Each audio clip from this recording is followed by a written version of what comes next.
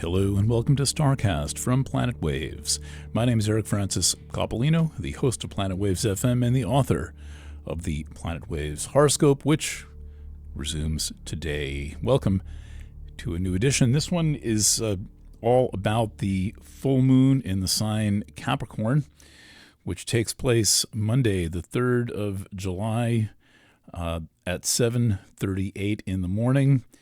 So it happens a bit after sunrise. If you can manage to get yourself up and awake and to a high spot on the morning of the 3rd and face the west, you will have a phenomenal view of the full moon setting, and then it'll be rising, rising the next evening.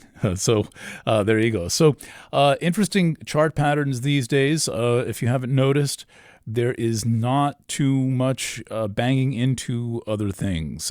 Maybe, I guess it depends on what news channel you're listening to, or if you are one of those people, unlikely as a Planet Waves reader, who's constantly looking for some form of aggravation in the news, but the planets are fairly sedate right now as it comes, and that's of course on a relative scale. But there are other interesting features to bring in. But first, let's take a brief look at the pattern of the full moon.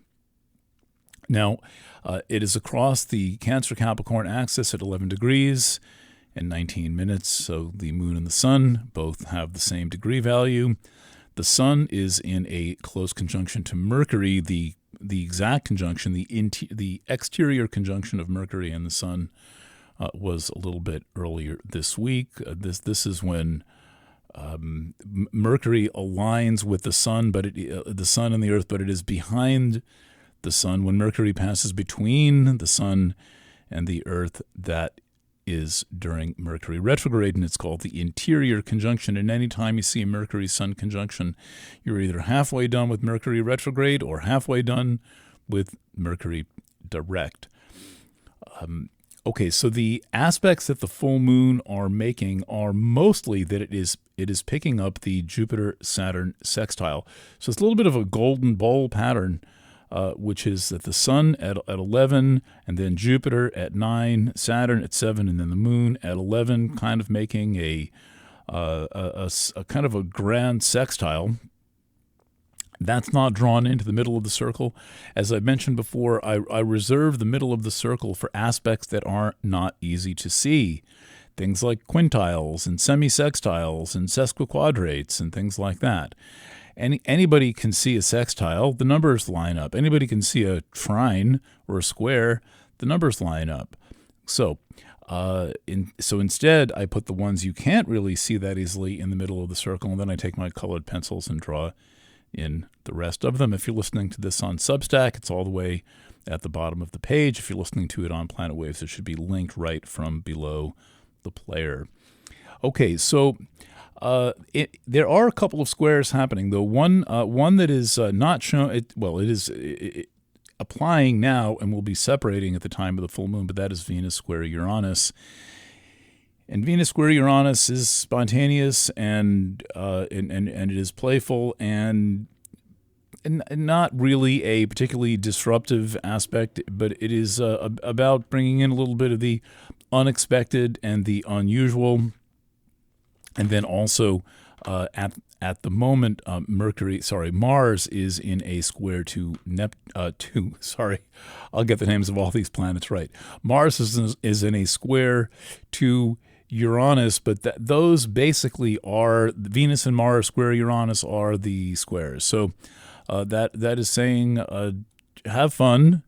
And there's always the caution about when you make a spontaneous decision under Mars square Uranus or Mars opposite Uranus, what's your state of mind in doing that? Have you thought it through? With Venus square Uranus, there's a bit of take a chance implied. And with Mars square Uranus, there's a bit of look before you leap implied. Okay, so there are, however, other really interesting patterns in this chart.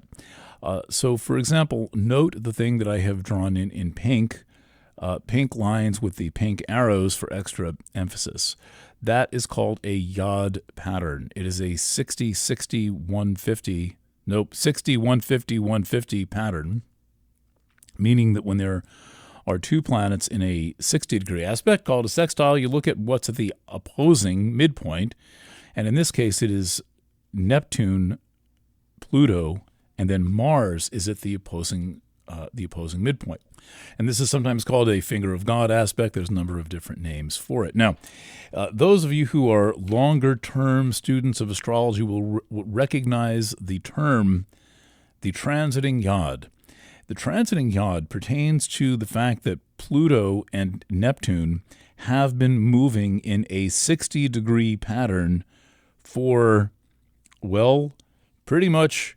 I checked it out the other day. I think it might go back to the 1940s or the 1950s or before. They're kind of in a permanent 60-degree angle. But the thing is that for the past like about maybe 25, 30 years, they have been slowly coming out of an exact sextile. And now they're slowly moving back into an exact sextile.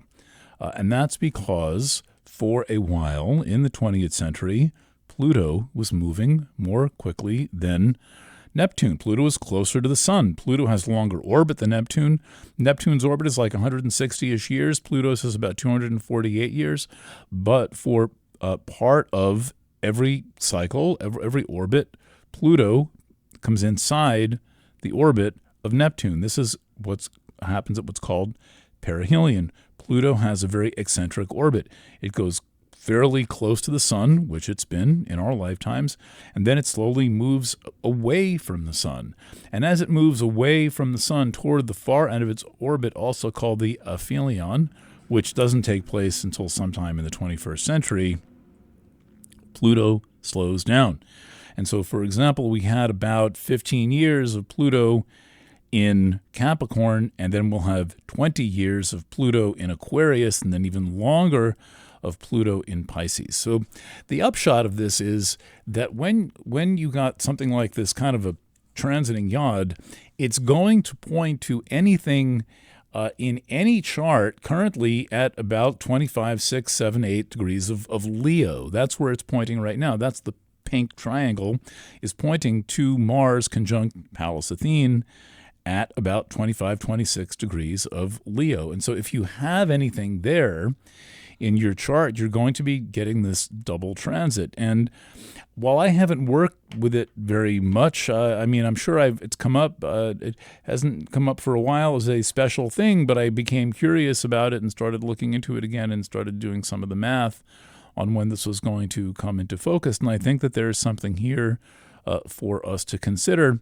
And one nice thing about it is it's off the wavelength of the usual astrological discussions that we have these days, and it's not especially lending itself to some kind of a quick and easy interpretation. But Pluto and Neptune are planets that they have a range of behavior from spiritual and enlightening to jarring and kind of transformative in the thanks a lot kind of way of transformative.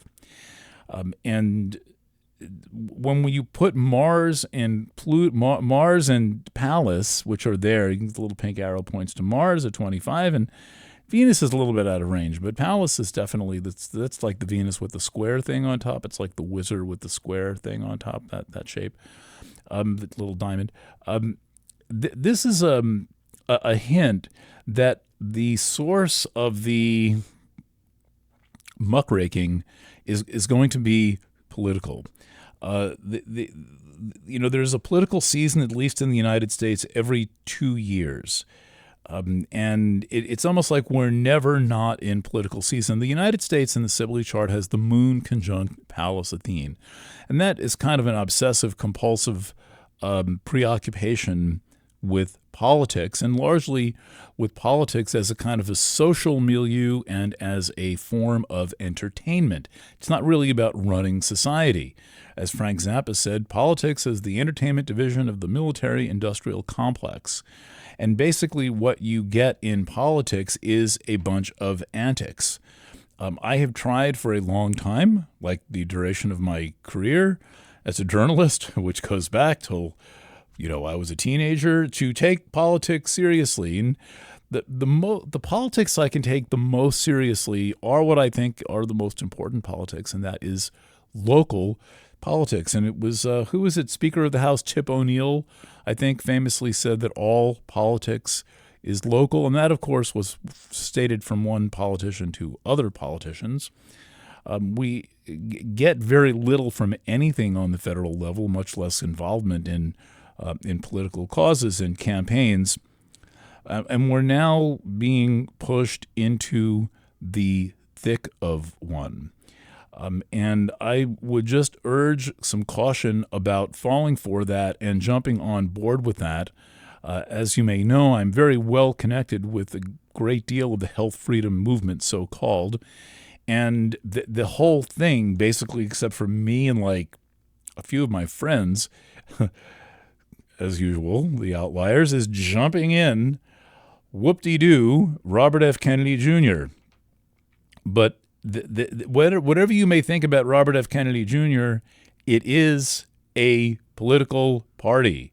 And you only think you're invited to a political party. You're not really invited to a political party.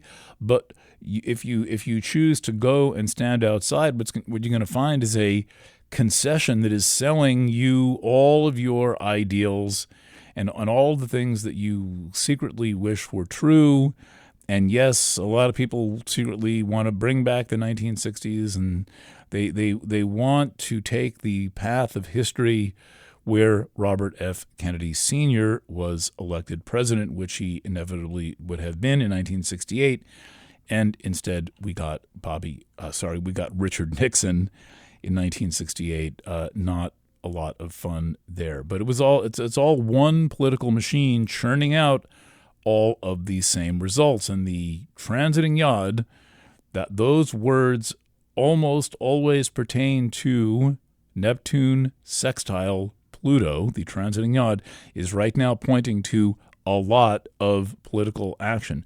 That will blow by. That will pass. This will come in and out of vogue until we are tempted to be whipped into whatever frenzy is coming up for the 2024 election. And remember that in the United States, we are not really a democracy, but rather we practice a form of governance called disaster capitalism, where one disaster after the next is used to goad us and harass us into adopting a viewpoint. And we've seen a heck of a lot of this over the past 4 years. And the other thing about this Pluto, Neptune-Mars Pallas configuration is the reminder that everything loses its value when it is politicized. And then it certainly loses its value to you and then gains some value to someone else, usually if you are manipulated. And so I would suggest here that before you support a candidate, particularly a federal candidate, but really any candidate, actually find out what's going on with this person, and that requires a probe into history. By the way, tomorrow night on Planet Waves FM, I'm speaking on Thursday the 29th, on the Planet Waves FM of Friday the 30th, I have an hour interview with Jeff Strahl where we take apart certain things that RFK Jr. said in his interview with Joe Rogan that happened, I believe, last week. Enough people said, you should really listen to this interview. It's really good and really convincing and all of this stuff. And I listened to it and I thought, well, there's nothing really new here. And furthermore, that there's a bunch of stuff I don't really know, which involves Robert Kennedy's description of his uncle John and his dad Bobby, of their conduct during the Kennedy administration. How do they conduct themselves? Were they more or less militant? Did John F. Kennedy really try to end the Vietnam War, which then went on another 11 years from the time that he was killed? Why was John F. Kennedy killed? These questions are not so mysterious as they were in the 60s and 70s and even beyond these. These are a lot more rudimentary questions today, and it is easier to get your bearings in them. Okay, so one more transiting YOD going on. This is a quicker moving transiting YOD. It's highlighted in light kind of lime green, and so you can see that it's pointing almost straight down. And I talked about this last week, and that's the YOD of Saturn, Jupiter, and Logos. So Saturn-Jupiter sextile is one of the things right now providing the most support and the most stability. And it is one of those things also saying, look, get a grip. Now is the time to get a grip. They are pointing, that sextile, which you can't really see it so good, but it's Saturn in 7, and Saturn's got a 7 next to it. It's yellow. Jupiter's got a 9 next to it. It's in orange. And they point down to Logos, Make, and Ceres at the bottom of the chart. And this is the it makes sense, it doesn't make sense version of reality, where you're wondering what the hell is up. And the thing is that I would say with Logos in the picture, if you think you know something, I can't imagine anybody's going to try this unless you're actually a writer and you're actually super curious about why you believe the things you believe. But if you think you believe something, write yourself a 50-word essay about why you believe it and read it back and see if it makes any sense at all. You might believe something, anything, 50, 100 words, whatever it is you might believe. If you think you're so sure that something is true, try writing 100 words. The average Planet Waves horoscope is 200 words for one sign. That's considered really short. So I'm just saying half of that, and see if you can explain why you hold the view that you have. You will be surprised, I think, to know that on most things it's just going to come down to that's what you were told. This is our whole freaking problem, is we always think we know things, but really what we're actually doing is believing things that we are told. And the wash where this all comes out usually is in writing, private writing to yourself, or if you want to try to write a letter to the editor of someplace, or formulate a comment to a blog or a Substack or something, you learn how you think when you write about what you think. And you can see it laid out, and you make it kind of a magical mirror scratched in pencil onto the sheet. All right, I can't really think of much else to say about this chart. My essay this week is called From Disenchantment to Enchantment. I begin with Richard Tarnas and an idea that I learned in his 2006 book, Cosmos and Psyche. It's a hard book to read because it's kind of long. If you think you're interested in the whole theory of cosmos and psyche, which is to say the cycles of the planets as they influence world history, check out a very short book, really a long essay called Prometheus the Awakener, also by Rick Tarnas. And you get a taste of the approach that he's taking in Cosmos and Psyche, but it's in a very digestible kind of 50-page essay in book form. It's very tidy and it's very exciting. It includes Uranus in aspect to all the planets from Jupiter on out. Rick doesn't talk about Chiron or Eris, of course, but all the other planets. So it's a look at Uranus in aspect to Jupiter, Saturn, Pluto, and Neptune. Let's see what else. Cancer reading is ready. I'm not so sure what I'm going to be doing with the spring reading from Planet Waves, the trifecta reading, but I'll let you know with that. And wherever you're listening, please check out something on Planet Waves. If you like my astrology, do me a favor, buy something from me. When I find a good pizzeria, I can't wait to go back. When I find a great deli, I can't wait to go back. On the internet, it's like, well, I'm just going to go off to the next thing. But that is astrology, the drug, not the food. We are astrology, the food. We are the sumptuous banquet of astrology available for everyone. Just a reminder, again, there'll be a new Planet Waves FM tomorrow night at planetwaves.com. YOD.fm. We'll also try distributing it to Substack again. That got lots and lots of listens, more than it got on the Planet Waves FM page. I guess people don't like to click twice, but they told us that back in 1998. Okay, thank you for listening. You know where to find me. Bye for now.